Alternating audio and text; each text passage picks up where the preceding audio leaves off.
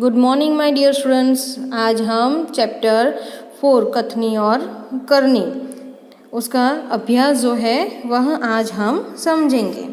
तो चलो हम शुरू करते हैं अभ्यास। प्रश्न नंबर 1, सोच कर बताइए। सोचना है और बताना है। पहला, ईश्वर ने मनुष्य को अन्य प्राणियों से किस प्रकार श्रेष्ठ बनाया है? ईश्वर ने मनुष्य को अन्य प्राणियों से किस प्रकार श्रेष्ठ बनाया है? क्योंकि ईश्वर ने मनुष्य को सोचने, विचारने और कल्पना करने के लिए मस्तिष्क दिया है। उसने मनुष्य को अच्छे बुरे का निर्णय करने के लिए विवेक बुद्धि दी है। वाणी का वरदान भी केवल मनुष्य को ही मिला है। मनुष्य जैसा सुंदर शरीर किसी दूसरे प्राणी का नहीं है। इस प्रकार ईश्वर ने मनुष्य को अन्य प्राणियों से श्रेष्ठ बनाया है। दूसरा प्रश्न, धूम्रपान वर्जित है, कहाँ कहाँ और क्यों लिखा होता है? तो धूम्रपान वर्जित है ऐसा बसों और रेलगाड़ियों जैसे सार्वजनिक वाहनों में लिखा होता है। अस्पतालों, सिनेमागृह और हॉस्पिटल जो होते हैं वहाँ पे लिखा होता है और कहा है कि धूम्रपान न करने की चेतावनी दी जाती है।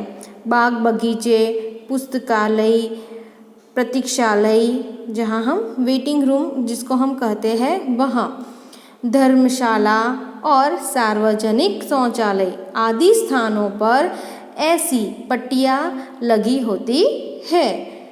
धूम्रपान से वायु प्रदूषित होता है। प्रदूषित वायु में सांस लेने से छाती और फेफड़े की कई बीमारियां होती है। इसलिए सार्वजनिक स्थानों पर धूम्रपान की मनाही की जाती है। दूसरा प्रश्न, फूल सबको अच्छे क्यों लगते हैं? फूल सबको अच्छे क्यों लगते हैं? फूल रंग बेरंगी होते हैं। उनमें से मन भावनी सुगंध निकलती है। फूल प्राकृतिक गहनों का काम करते हैं। फूलों के तोरणों से स्थानों और फूलों की मालाओं से मूर्ति की शोभा बढ़ जाती है। फूलहार का उपयोग विशिष्ट व्यक्ति का सम्मान करने में होता है। अपने इन गुणों और उपयोगों के कारण फूल सबको अच्छे लगते हैं। दूसरा, लोग कहाँ कहाँ कतार में खड़े रहते हैं? लोग कहाँ कहाँ कतार में खड़े रहते हैं? तो लोग ट्रेन, सर्कस, प्रदर्शनी और सिनेमा के टिकट के लिए कतार में खड़े रहते हैं। राशन की दुकानों से राशन लेने के लिए भी लोगों को कतार में खड़ा होना पड़ता है। लाइट या टेलीफोन के बिल भरने के लिए भी लोग कतार में खड़े होते हैं। बस में चढ़ने के लिए भी यात्री कतार में खड़े होते हैं। शहरों में मॉल में की गई खरीदी का बिल चुकाने के लिए कतार लगती है। बैंक में लोग कतार में खड़े होकर पैसे जमा करते या निकालते हैं। इस प्रकार लोग आवश्यकता के अनुसार अलग अलग स्थानों पर कतार में खड़े रहते हैं। प्रश्न नंबर 2, विराम चिन्ह और उनके नाम की जोड़ बनाइए। तो चलो हम शुरू करते हैं। तो पहला जो है वह किसका चिन्ह है? हाँ, किसका है? प्रश्न सूचक चिन्ह। ये रहा प्रश्न सूचक चिन्ह। फिर दूसरा जो है वह किसका है? विराम चिन्ह, यानी कि ये रहा। आपको पता है हम विराम चिन्ह किस लिए करते हैं? कि पढ़ते समय कहाँ रुकना और कितना रुकना तथा वाक्य का कैसे भाव सूचक करते हैं तो हम विराम यानी कि पूर्ण विराम जो हम कहते हैं वहाँ लगाते हैं। फिर उसके बाद किसका चिन्ह है? उसके बाद उद्गार चिन्ह यानी कि उसको हम विस्मय चिन्ह भी कह सकते हैं। यह जो है वह उद्गार चिन्ह है। तो उद्गार चिन्ह का हम उपयोग कहाँ पे करते हैं? तो इस चिन्ह का प्रयोग हर्ष, प्रशंसा, दुख, आश्चर्य, घृणा आदि भावों को सूचित करने वाले शब्द अथवा वाक्य के अंत में किया जाता है। जैसे कि हम देखें कि वाह क्या स्वाद है, अरे आप यहीं हैं, छी यह कितनी गंदी जगह है। तो पहले हमने वाक्य में देखा तो वह प्रशंसा का था, फिर आश्चर्य का था और फिर घृणा का था। फिर चौथा जो है वहाँ है अल्प विराम। वह क्या है? अल्प विराम। तो अल्प विराम ये रहा। तो अल्प विराम हम कब करते हैं? कि वाक्य पढ़ते समय जहाँ थोड़ी देर के लिए रुकना हो वहाँ इस चिन्ह का प्रयोग किया जाता है। दूसरा है अवतरण चिन्ह। यह किसका चिन्ह है? अवतरण चिन्ह। इसका प्रयोग हम कब करते हैं? जब किसी के कहे गए शब्दों को जो क्या त्यों लिखना हो, कि जैसा है वैसा लिखना हो, तब इस चिन्ह का प्रयोग किया जाता है। जैसे कि सुभाष चंद्र बोस ने कहा, तुम मुझे खून दो मैं तुम्हें आज़ादी दूंगा। फिर यहाँ है हमारा योजक चिन्ह। योजक चिन्ह। तो योजक चिन्ह का प्रयोग हम कब करते हैं? कि इस चिन्ह का प्रयोग शब्दों को जोड़ने के लिए होता है। जैसे कि माता पिता, सुख दुख, पाप पुण्य, देश विदेश आदि के लिए इसका हम प्रयोग करते हैं। दूसरा प्रश्न हम देखते हैं। ब, वाक्यों को पढ़कर उचित विराम चिन्ह का प्रयोग कीजिए। तो वाक्य को हमें पढ़ना है और जहाँ पर विराम चिन्ह हमें लगाने हैं यानी कि जिसका प्रयोग होता है वहाँ पे हमें उसका प्रयोग करना है। तो चलो बच्चों, यहाँ पे पहला लिखा है फूल तोड़ना मना है। फूल तोड़ना मना है। तो यहाँ पे हाँ यानी कि पूर्ण विराम का चिन्ह यहाँ पे आएगा। फिर वाह कितना सुंदर दृश्य है। वाह कितना सुंदर दृश्य है। तो वाह यहाँ पे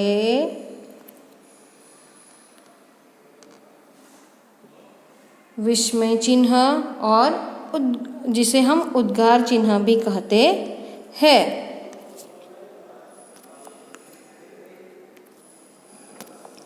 फिर तीसरा, बसों में लिखा होता है धूम्रपान वर्जित है। बसों में लिखा होता है धूम्रपान वर्जित है। तो यहाँ पे बसों में लिखा होता है, इसके बाद अल्प विराम, फिर धूम्रपान वर्जित है तो दोहरा यानी कि अवतरण चिन्ह, फिर फुल स्टॉप, फिर जो अवतरण चिन्ह है उसे हम क्लोज करेंगे यानी कि बंद करेंगे। फिर धारा रात दिन पड़ती रहती है। धारा रात दिन पड़ती रहती है। तो यहाँ पर धारा रात दिन, तो यहाँ पे योजक चिन्ह का हम उपयोग करेंगे। यहाँ पे रात, फिर बीच में यह योजक चिन्ह दिया गया है और दिन, यहाँ पे योजक चिन्ह आएगा और बाद में पूर्ण विराम। फिर पौधे बारिश में ही क्यों लगाए जाते हैं? तो यहाँ पे प्रश्न सूचक, कौन सा? प्रश्न सूचक। आओ बच्चों, दूसरा प्रश्न जो है उसको हम समझते हैं। प्रश्न नंबर 3, निम्नलिखित वाक्यों में से जातिवाचक संज्ञा के आसपास गोला यानी कि सर्कल करना है। मनुष्य अन्य प्राणियों से श्रेष्ठ है। मनुष्य अन्य प्राणियों से श्रेष्ठ है। तो यहाँ पर मनुष्य, यह जातिवाचक संज्ञा है। फिर शिल्पा ने 4 पौधे लगाए। तो यहाँ पर पौधे जातिवाचक संज्ञा है।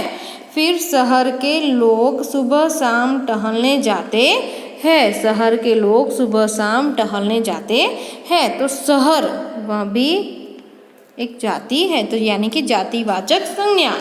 फिर फूल सबको अच्छे लगते हैं। तो फूल जो है वह भी जातिवाचक संज्ञा हुई। दूसरा प्रश्न, कथनी और करनी में समानता रखने में मुश्किलें आती है या नहीं, चर्चा कीजिए। हाँ, तो मुश्किलें आती हैं। तो हम कहते हैं कि कल से मैं हर रोज़ 2-3 घंटे पढ़ाई करूँगा या करूँगी, लेकिन जब कल का दिन आता है तब हम क्या करते हैं कि पढ़ाई करते नहीं हैं। और क्या करते हैं कि जो हम कहते हैं, यानी कि कहा है हमने कि हम 2-3 घंटे पढ़ाई करेंगे, लेकिन हम पढ़ाई करते नहीं हैं। तो यहाँ पर कथनी और करनी में अंतर दिखाई देता है। यानी कि जो कथनी है, जो हमने कहा है, तो वो हम करते नहीं हैं, तो उसके अंदर हम मुश्किलें आती हैं। फिर हम कहते हैं कि हम हमेशा सच बोलेंगे, कभी भी झूठ बोलेंगे नहीं, लेकिन हम क्या करते हैं कि कभी कभार ही हम सच बोलते हैं, लेकिन जो हमने कहा है वो हम करते नहीं हैं। यानी कि हमने ये कहा था कि हम सच बोलेंगे हमेशा, लेकिन हम सच बोलते नहीं हैं। यानी कि जो हमने कहा है वो हम करते नहीं हैं। तो जब हम कहते हैं ना कि जो कथनी यानी कि जो कहते हैं वो करने की कोशिश करें, तो वह करने के लिए मुश्किलें आती है। प्रश्न नंबर 5, परिच्छेद पढ़कर प्रश्नों के उत्तर दीजिए। यह पैराग्राफ जो है, यानी कि जो परिच्छेद दिया गया है, उसे मैं पढ़ती हूँ, आपको ध्यान से सुनना है। आप शुद्ध हृदय से इस बात पर विचार करें कि माता, मातृभूमि और मातृभाषा का आप पर भी ऋण है। एक जननी आपको जन्म देती है, एक की गोद में खेल कूद कर और खा पी कर आप पुष्ट होते हैं, और एक आपको अपने भावों को प्रकट करने की शक्ति देकर आपके सांसारिक जीवन को सुखमय बनाती है, जिसका आप पर इतना उपकार है। उसके लिए कुछ करना क्या आपका परम कर्तव्य नहीं है? प्यारे भाइयों, उठो, आलस्य छोड़ो, काम करो और अपनी मातृभाषा की सेवा में तत्पर हो जाओ। इस व्रत का पालन करना तलवार की धार पर चलने के समान है। अत्यंत खेद का विषय है, खेद यानी कि दुख, आज अधिकांश भारतवासी अपनी मातृभाषा की अपेक्षा करते हैं। वे अंग्रेजी बोलकर अपने अहंकार तथा दूषित मनोवृत्ति का परिचय देते हैं। जो अपनी मातृभाषा का तिरस्कार करता है उसे कभी देशभक्त नहीं कहा जा सकता।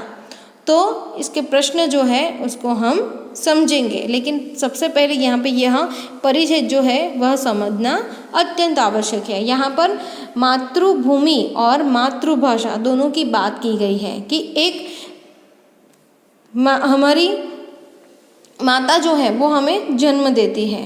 दूसरा मातृभूमि यानी कि जहाँ पर हम रहते हैं वहाँ, और दूसरी कि हमारी मातृभाषा मदर लैंग्वेज हम कहते हैं वहाँ। तो हमें हमारी माता को, हमें हमारी मातृभूमि को और हमारे मातृभाषा को हमेशा बचाए रखना है, उसे भूलना नहीं है। तो चलो बच्चों, इसका प्रश्न जो है उसको हम समझते हैं। पहला प्रश्न, हम पर किस किस का ऋण है? तो हम पर माता, मातृभूमि और मातृभाषा का ऋण है। फिर दूसरा, माता का ऋण हमें क्यों अदा करना चाहिए? माता का ऋण हमें क्यों अदा करना चाहिए? क्योंकि उसी ने हमें जन्म दिया है। क्योंकि उसी ने हमें जन्म दिया है। किस व्रत का पालन करना अत्यंत कठिन है? किस व्रत का पालन करना अत्यंत कठिन है? तो मातृभाषा पर गर्व करना और उसकी सेवा में तत्पर रहना हमारा कर्तव्य है, परंतु इस व्रत का पालन करना अत्यंत कठिन है। किसे देशभक्त नहीं कहा जा सकता? किसे देशभक्त नहीं कहा जा सकता? कि जो मातृभाषा का तिरस्कार कर अंग्रेजी बोलने में गर्व अनुभव करता है उसे देशभक्त नहीं कहा जा सकता। फिर गद्यांश को उपयुक्त शीर्षक दीजिए। सच्चा देशभक्त अथवा माता, मातृभूमि और मातृभाषा। इसका स्वाध्याय हम दूसरे वीडियो में समझेंगे। धन्यवाद बच्चों।